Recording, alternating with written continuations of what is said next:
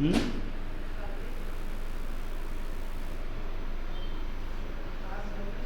कोई किसी के मन में कुछ बात हो तो थोड़ी देर सुनाऊं, इसी बहाने चर्चा हो जाएगी।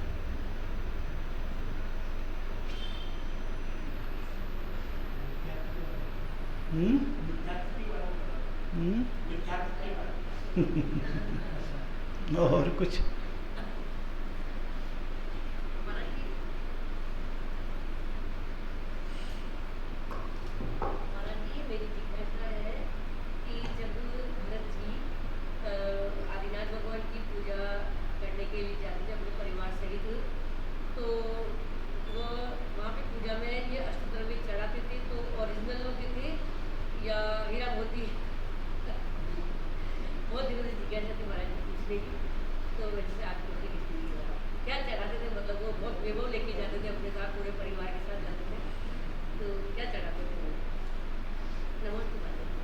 और कुछ? भाई मैंने तो देखा नहीं क्या चढ़ाया, मुझे क्या पता।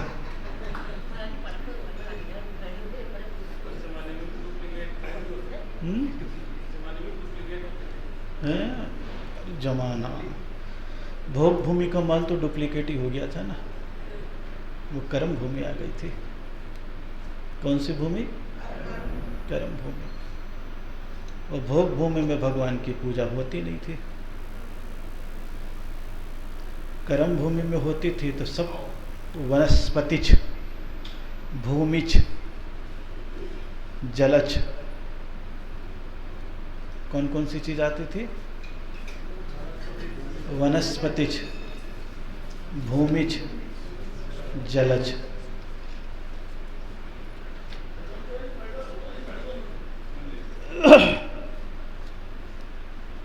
धीरे धीरे जब ज्योतिरांग देव का भी शक्ति मंद हो गई, किसकी शक्ति मंद हो गई? तो फिर आ गया अग्निज। कितनी सारी चीज हो गई, समझ में आ रही है? भूमिज मतलब भूमि से उत्पन्न होने वाले अनाज, फल, फूल, ये तीन चीजें थी। जलज मतलब जल में उत्पन्न होने वाले। और कौन सा है?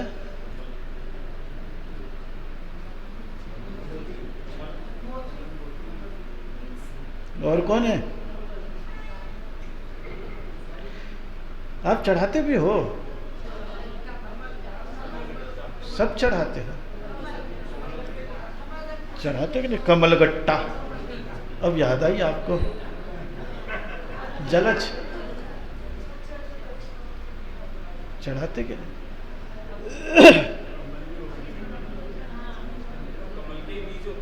कमल के कहते हैं, बाकी मुझे ज़्यादा पता नहीं। जिससे मखाना बनता है या क्या बनता है, उसी से बनता है। भूमिज में भूमिज सारी आ जाती है, जलज आ जाता है। तो जितने भी 8 द्रव्य हैं वो सारी की सारी चीज़ें, कौन कौन सी चीज़ें 8 द्रव्य?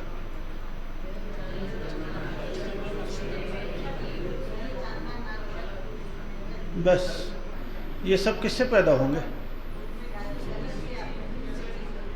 ये सब किससे पैदा होंगे? किससे पैदा होंगे? आप सब समझो तो आपको सब पता लग जाएगा कि सारे के सारी चीज एक इंद्रिय हैं। कितने इंद्रिय हैं? कितनी इंद्रिय हैं?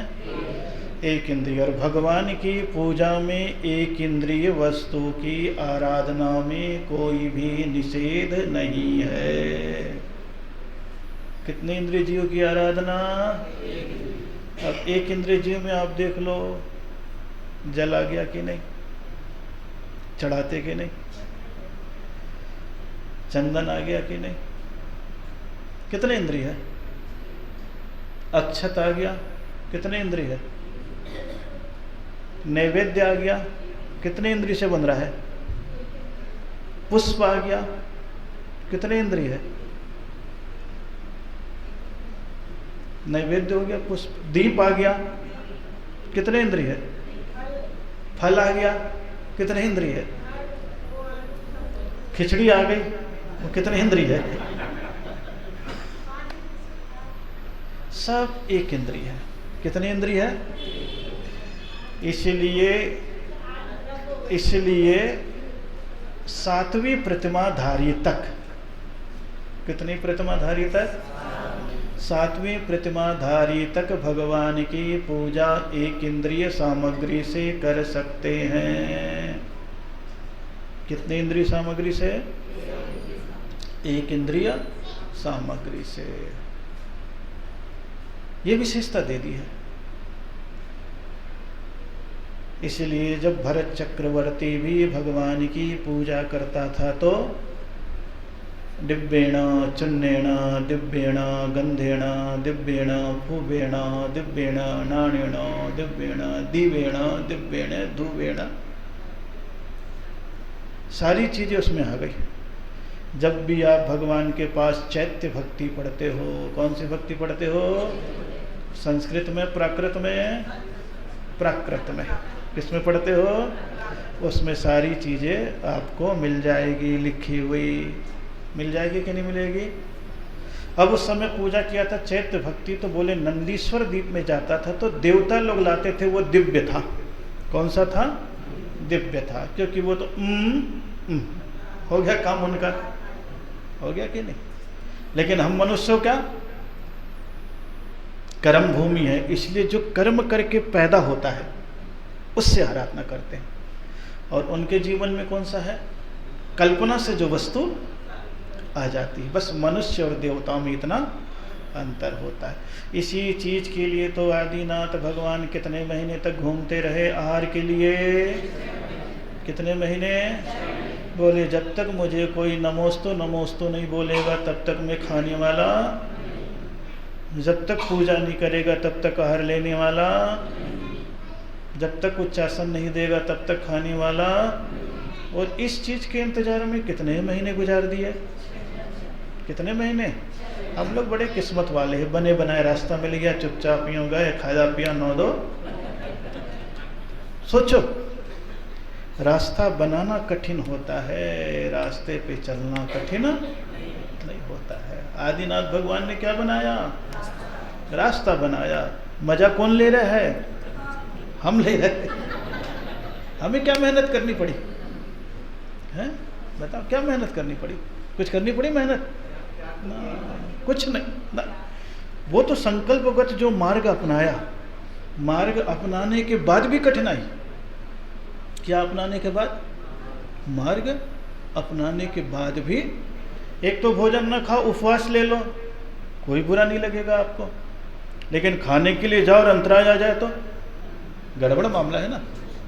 तो 6 महीने उन्होंने उपवास किया, उसका कौन गुण गाता है? आदिनाथ में 6 महीने उपवास किया, कौन गुण गाता है? कोई गाता है क्या? नहीं।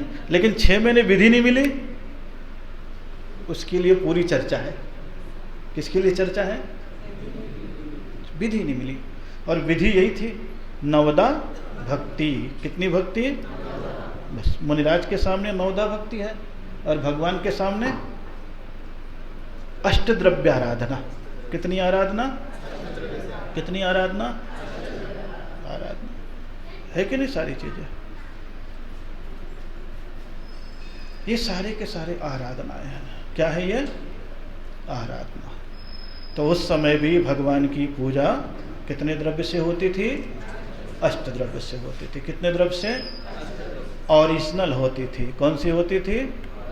कोई डुप्लीकेट नहीं। क्या नहीं? डुप्लीकेट नहीं होती थी। इसलिए आप पुरानी पूजा भी पढ़ते हो तो भर भर थाल चढ़ाओ, है? किसके कितने? भर भर थाल चढ़ाओ। और थाल में आप मोती भी चढ़ाते थे। क्या चढ़ाते थे? और मोती किससे निकल रहा है? किससे? और सीप से निकल रहा है और भगवान को चढ़ा रहे। अब बोलो आप,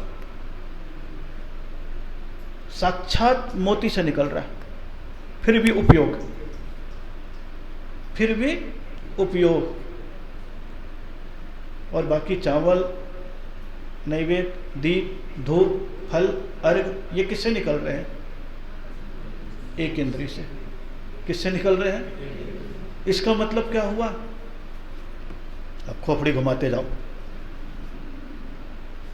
शास्त्र बहुत अच्छा है, शास्त्र में सारी सामग्रियां कह दी गई है। अशुद्ध हो के भी शुद्ध मान लिया उसको। किसको? किसको? मोती को। किसको? मोती को। किसको? पंख को। किसको? एक पंख चौके में घुस जाती है कहोगे और पूरी पिच्छी घुस जाती है, और है क्या? ये हड्डी तो है बाहर का, और क्या है? लेकिन अशुद्ध होके भी मोती, अशुद्ध होके भी, सोचो आप।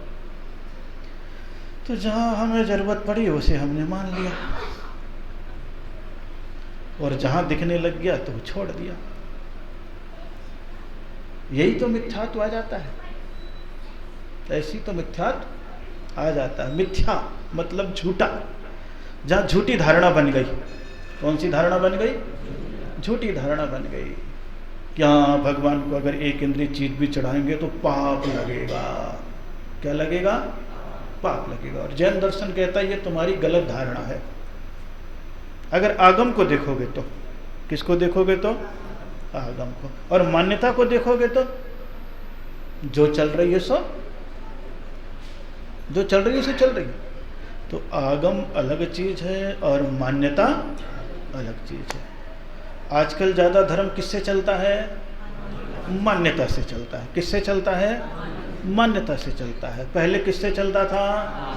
आगम से चलता था। किससे चलता था? आगम से चलता था।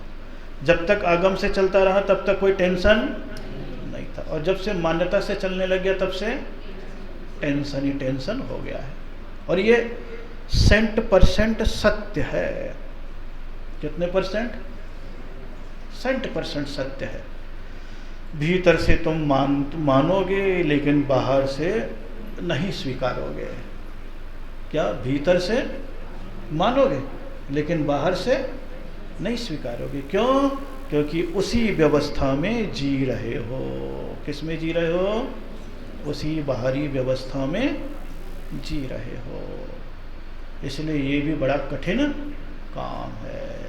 इसलिए सब सामग्री वही थी। इसीलिए पुरानी पूजाएं आप पढ़ते हो, सब में सब सामग्रियां लिखी होती है। क्या होती है? लिखी होती है। और जो लिखी हुई होती है उसी के आधार पर क्या होती थी? भगवान की पूजा होती थी। क्या होती थी? भगवान की पूजा होती थी। तो ये पूजा भी मंगल का स्वरूप है। और मिथ्यात्व तो यही है जो आपकी उल्टी धारणा हो जाए। कौन सी धारणा? गलत धारणा हो जाए। कौन सी धारणा? कसाय से भी ले लिया, 6 महीने से अधिक की दुश्मनी भी तुम्हारी है तो तुम क्या हो? मिथ्या दृष्टि हो। तुम्हारे पास क्या आ गया? मिथ्यात्व आ गया। तो 6 महीने से अधिक कसाय भी मिथ्यात्व है, आगम के विपरीत धारणा भी मिथ्यात्व है,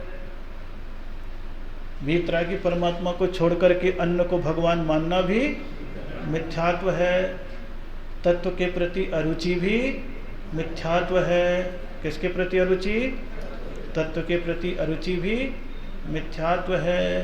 अपनी आत्मा के प्रति श्रद्धान का न होना भी मिथ्यात्व है। और जबरदस्ती दुनियादारी में ये भी कहने लग जाओ मैं सुखी, मैं दुखी, मैं रंग, मैं राव, मेरी मकान, मेरी दुकान, ये सब भी क्या है? झूठी धारणा। ये कौन सी धारणा है? गलत धारणा। मिथ्या मतलब, और ये सब आप मानते हो कि नहीं? इसलिए आप कौन हो?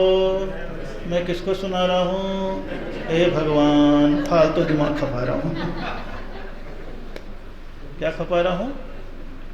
फालतू दिमाग। इसीलिए अभी ज़्यादा बात करते हैं तो थोड़ी नैतिक आचरण और चारित्र की बात करते हैं। किसकी बात करते हैं?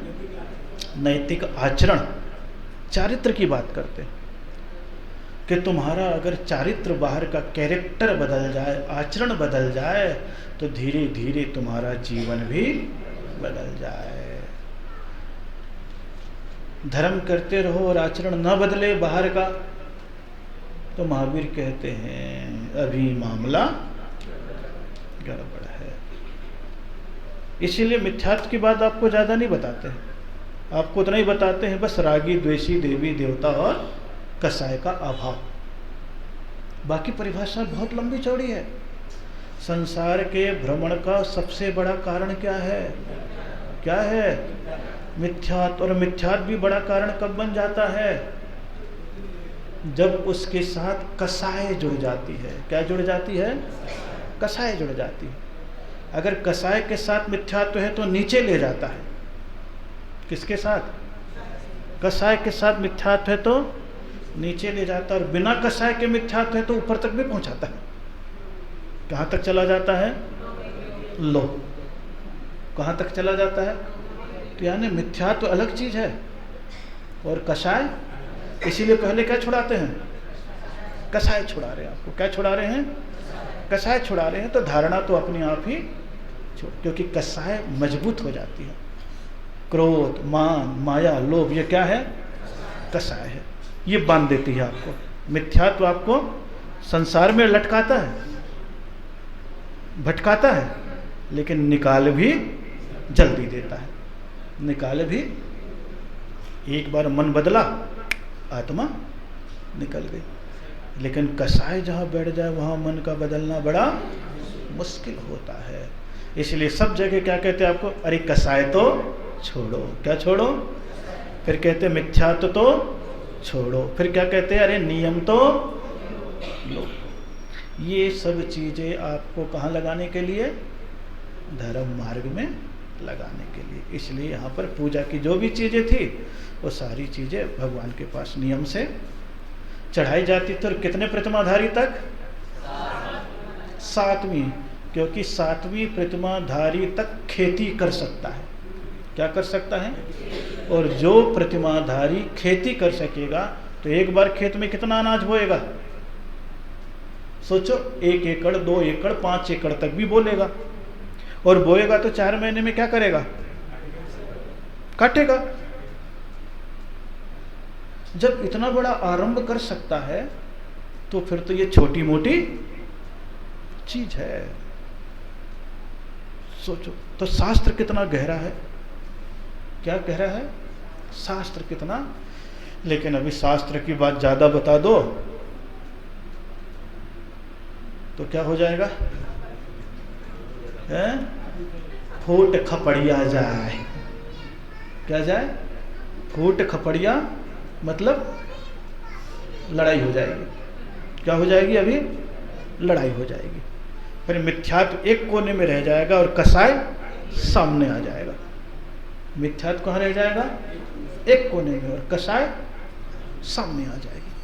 तो जैन दर्शन बहुत चीज़ों को पकड़ता है। क्या करता है? पकड़ता है भीतर के भावों को। किसको पकड़ता है? भीतर के भावों को। इसलिए मिथ्यात्व तो सहज है। क्या है? सहज है। हमारी आकांक्षाओं से वो मिथ्यात्व आ जाता है। किससे आ जाता है? और आकांक्षा से आता है तो फिर मूढ़ता आ जाती है। क्या आ जाती है? देव मूढ़ता, गुरु मूढ़ता। और बोले इस भगवान के पास गए, कुछ मिला नहीं, चलो भगवान बदलो। क्या बदलो? भगवान बदलो। ये मिथ्यात्व के लक्षण है। किसके लक्षण है? मिथ्यात्व के लक्षण आ जाते हैं कि अपना मंदिर छोड़ देता है और इधर उधर सिर पटकना प्रारंभ कर देता है। इसलिए मिथ्यात्व की बहुत सारी चीज़ें, ज़्यादा कुछ ये तो अभी बैठा हुआ हूँ इसलिए फुर्सत में ऐसी बातें कर रहा हूँ। और किसी के मन में कुछ हो तो बाकी तो ये तो लंबा चौड़ा हो जाएगा। हाँ, क्या बात है, बोलो। महाराज आपने जो कसाई की बात की है, तो मान, माया, लोग, इसमें माया बहुत ज़्यादा कॉम्प्लेक्स लगती है। ये मान बहुत कॉम्प्लेक्स लगता है। आत्मसम्मान, अभिमान, कोई दूसरा बहुमान कर रहा है, तो ये सब चीज़ें अपने खुद के मान को बढ़ाती रहती है। तब वो जो मान है वो मतलब ऐसी स्थिति में आ जाता है कि दूसरे की हिंसा, दूसरे बारे में बुरा तक सोचने के लिए तैयार हो जाता है। तो ये मान के बारे में कुछ बहुत अच्छा। गुणात्मक सम्मान कोई बुरा नहीं है। कौन सा सम्मान? गुणात्मक सम्मान कोई बुरा नहीं है। लेकिन आकांक्षात्मक सम्मान बहुत बुरा है। गुण हो नहीं, कर्तव्य करे नहीं, वस्तु छूटे नहीं, और अपन चाहे पूरा सम्मान, तो महावीर कहते हैं मामला कसाय का है। किसका है? किसका है? अनंतानुबंधी कसाय का है। कौन सा है? अनंतानुबंधी। और गुण के अनुसार सम्मान है। अब सम्मान है कि नहीं? हम जैसे हम गुणात्मक सम्मान, कौन सा गुणात्मक सम्मान? जब भी आगे जाएंगे बोले हमें आसन की आवश्यकता नहीं है, लेकिन समाज के बीच में ये गुणात्मक सम्मान है? आपके चौके में जाएंगे, आप पूजा नहीं करोगे तो पूजा कराना क्या है? सम्मान है। लेकिन कौन सा सम्मान है? अगर आप पूजा नहीं करोगे तो हम नहीं खाएंगे, आप उससे रूठने में ले लोगे तो मामला। और आप अगर कोई चीज़ नहीं करो फिर सम्मान चाहो, और सम्मान नहीं मिले तो हम नहीं खाएंगे, नहीं जाएंगे तो मान। कितना अंतर है? कितना अंतर है? हमें आप नमोस्तु नहीं करोगे तो आप क्या कहेंगे? हम उपदेश में गृहस्थ हो, श्रावक हो, अगर मुनियों को नमोस्तु नहीं कह रहे तो मिथ्या दृष्टि हो, तुम तो आने लायक भी गुणात्मक। हम आपसे नमोस्तु करवा रहे कि नहीं? ये गुणात्मक सम्मान है। कौन सा सम्मान है? और आप कहेंगे मैं कहे उसने तो पूछा ही नहीं, मुंह फेर लिया, जय जनीन तक नहीं बोला, भैया बहुत आसमान में सिर। ये कौन सा सम्मान है? आकांक्षात्मक। आकांक्षात्मक जो भी सम्मान है निर्गुणी, महावीर कहते हैं कोई आवश्यकता नहीं है। और कभी कभी निर्गुणी का सम्मान भी कर देते हो तो जनता समझ जाती है। कौन समझ जाती है? जनता भी समझ जाती है कि बिना कारण के कर रहे, बोले क्या करे। और गुणात्मक अगर नहीं करते किसी का तो भी टोक देता, अरे वो इतने दिन से कर रहा, तुम्हें दिखाई नहीं पड़ रहा क्या? दुनिया भर के करे जा रहे हो और उसका छोड़ रहे हो। अपने आप ही होता है। होता है कि नहीं? ये देखने में भी आता है। क्या? देखने में भी आता है। तो समान रूप से करो। शादी ब्याह जैसे निर्गुणी फूफा और सद्गुणी भैया। शादी में फूफा पहुंच जाए तो मुंह फुलाए रखे, बिना मतलब के सम्मान चाहता, तो क्या? और भैया जो होता है शादी में पूरा काम भी करता, कोई पूछे या ना पूछे, केवल एक ही भाव होता है, सब काम अच्छे से हो जाए। फिर जब काम हो जाता फिर भी बोलता तुमने क्या किया, फिर देखो उसका रूप, फिर बोलेगा मैंने नहीं किया। नहीं करता तो क्या होता? और फूफा कछु करे ना धरे और सब कुछ, तो फूफा का सम्मान अलग है और भैया का गुणात्मक, आकांक्षात्मक है उसकी। कौन सी है? आकांक्षात्मक। इसलिए उसको पहुंचा दो, बैठा दो। ये संसार में आपको दिखता है ये सारी चीजें। और हर रिश्ते में फूफा भी है तो भैया भी है कि नहीं? तो दोनों चीजें चलती रहती। इसलिए गुणात्मक सम्मान सांसारिक जीवन है। कौन सा है? सांसारिक जीवन है। आकांक्षात्मक सम्मान महासंसारी जीवन है। महासंसारी। गुणात्मक तो स्वाभाविक है, किसी ने भी कुछ भी किया, भैया तो बहुत अच्छा है, रोज सवेरे आकर के पूजा करता है, ये तो हमेशा हर काम में दान देता है। होता है कि नहीं? सम्मान जब देखो तब खड़ा रहता है, तैनात। ये गुणात्मक है। तो गुणात्मक सम्मान जिसे स्वाभिमान रूप सम्मान भी कहते हैं। कौन सा सम्मान? स्वाभिमान। अभिमान रूप नहीं होना चाहिए। कौन सा नहीं होना चाहिए? अभिमान रूप नहीं होना चाहिए। स्वाभिमान गुणात्मक तो स्वाभाविक रूप से मिलता है, न भी बोलो तो मिलता है, भीतर से मिल जाता है। अरे यार वो तो बहुत। चलिए और कुछ एक आध दो, हाँ पूछ लो, बैठे ही हैं, इसी बहाने चर्चा होगी। अरे वाह वाह। भगवान के दर्शन करना, पूजन करना, किसी का जी नहीं दुखाना, किसी दुखी की सहायता करना, प्यासे को पानी पिलाना, किसे धर्म है? सब यही धर्म है। ये धर्म के रास्ते हैं। क्या है ये? सवेरे से जो भी अच्छी क्रिया कर रहे हो, पूजा करना, जाप करना, जीव रक्षा करना, जल छानना, झाड़ू भी देख करके लगाना, कोई भिखारी आ जाए तो उसको भी दुखी नहीं करना, कुत्ता भी अगर बैठा हो तो लात नहीं मारना, कहते ना बेचारा ठंडी में पड़ा सूखे में आ जाए, ये सब धर्म के रास्ते हैं। ये क्या है? और उसके साथ मन की जो पवित्रता है वो धर्म है। क्या है? धर्म है। पूजा करना धर्म का मार्ग है। क्या है? मार्ग है। और पूजा में आत्मा की निर्मलता हो जाना धर्म का पाना है, वो धर्म की क्रिया। तो क्रिया जब तक नहीं करेंगे तब तक उसका अनुभव भी। इसलिए धर्म तो बहुत सारे, जितनी भी अच्छी क्रिया है सब क्या है? धर्म। जब जो आ जाए ना, प्राथमिकता कोई चीज की नहीं है। धर्म कहता अवसर। क्या कहता है? अवसर। अब प्राथमिकता आप किस रूप में दोगे? जब जो हो जाए। अब आप घर से निकल रहे हो और कोई वहां पर तड़प रहा, मर रहा है, बोले मैं तो पहले पूजा करूंगा, मरने दो इसे। बोले नहीं, पहले क्या कर, तू गाड़ी से मंदिर तक जा रहा है तो पहले उसका कर। वो दया परिणाम ज्यादा धर्म है। कौन सा परिणाम? दया परिणाम ज्यादा धर्म है। और मोह से रहित हो जाते हैं तो फिर देखो तो धनंजय कबीर मंदिर में बैठा पूजा कर रहा है और पत्नी कह रही है कि बेटा तो मर रहा है, बोले अभी तो मेरा कर्म पूरा। और उसके साथ साथ जो छुपा हुआ परिणाम था उसको भी निपटा दिया। ठीक किया कि नहीं किया? मंदिर में रह करके भी उसको ठीक कर रहा है सड़क पे। ये सब व्यवहारिक तात्कालिक चीजें। जैसे मान लीजिए महाराज भी आपके मंदिर में प्रवेश करने वाले हैं और आप पूजा कर रहे हो, अब उस समय पहला काम कौन सा करोगे? पहला काम है महाराज को बुलाना। भगवान कहीं जाने वाले नहीं हैं, लेकिन बोले हम तो धोती पहन ली, पूजा कर रहे हैं, ठोतर है, कलसा, देव साज गुरु की पूजा कर रहे हैं और गुरु सामने आ गए खड़े हैं। बोले ना, 2 मिनट पूजा आगे पीछे कर सकते हो। क्या कर सकते हो? लेकिन यहाँ कौन आ रहे हैं? हाँ, सामने आ रहे हैं। तो पहले तो गुरु का रिस्पेक्ट कर, आदर कर, वेलकम कर। खाली मंदिर में जाके बोल रहा अत्र अवतर अवतर तिष्ठ तिष्ठ, और सामने अत्र अवतर अवतर हो रहा और कुछ पूछ नहीं रहा, तो ये खाक है। बोले नहीं, गलत है मामला। कितनी सारी चीजें, व्यवहारिकता। और जब अगर पूजन में संकल्प पूर्वक बैठ गया है और महाराज अंदर पहुंच गए, सहज रूप से कर लिया नमस्ते। नहीं तो वो क्या दिखा रहा है? मैं तो पूजा कर रहा हूं। और क्या बोला? देव शास्त्र गुरु को ध्याऊं। क्या बोल रहा? बोले नहीं। इसलिए अवसर के अनुसार कई क्रियाएं हो जाती है। किसके अनुसार? समय के अनुसार।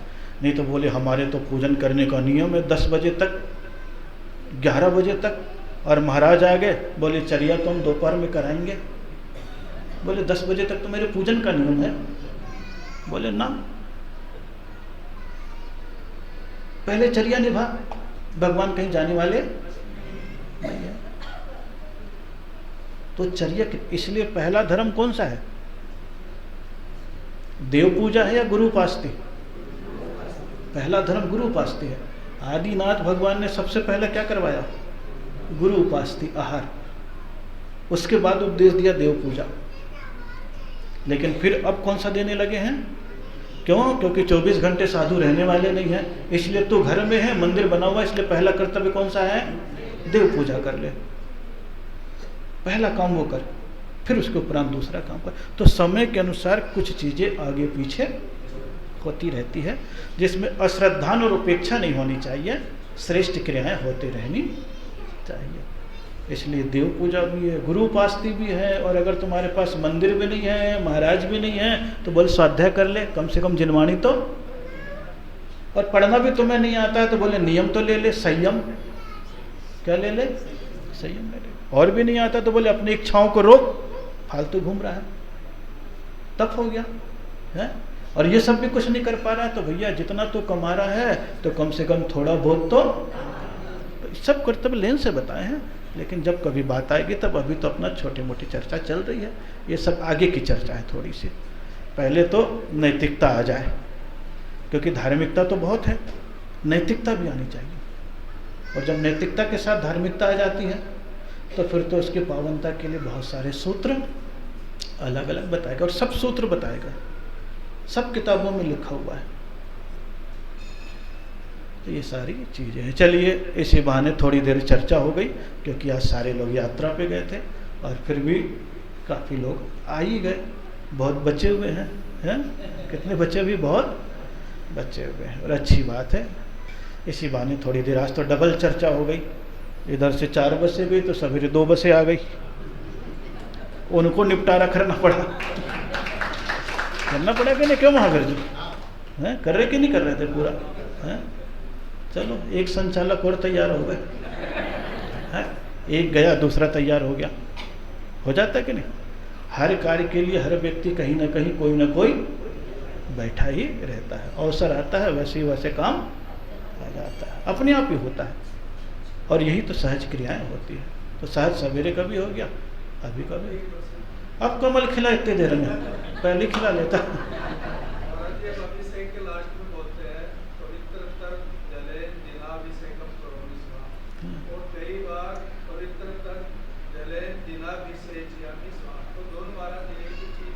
दोनों ही है। सिंचियामी यानी सिंचन करता हूँ, जैसे जलाभिषेकम भी ठीक है, सिंचियामी भी ठीक है।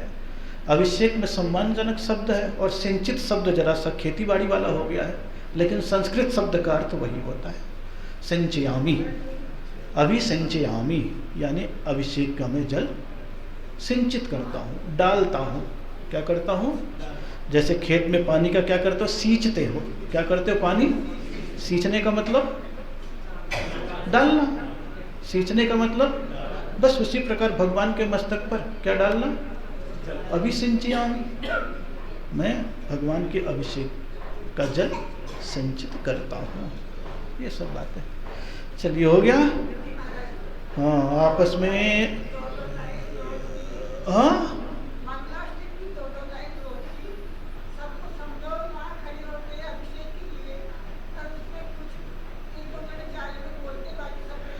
असली बात उसके लिए अलग से फिर क्लास लगानी पड़ती है कि जब भी हो तो फिर ये दोनों चीज़ें अलग अलग ना, उसकी रुचि वाले भी कम दिखे। या तो पूरे पुजारी आकर के बैठे, कि सारे पुजारी जो वहाँ बैठते हैं 5 दिन के लिए सोच ले वे कि यहाँ पर उस समय बैठेंगे, मैं 15 मिनट मंगलाष्टक ले लूँगा, फिर 15 मिनट वो ले लूँगा।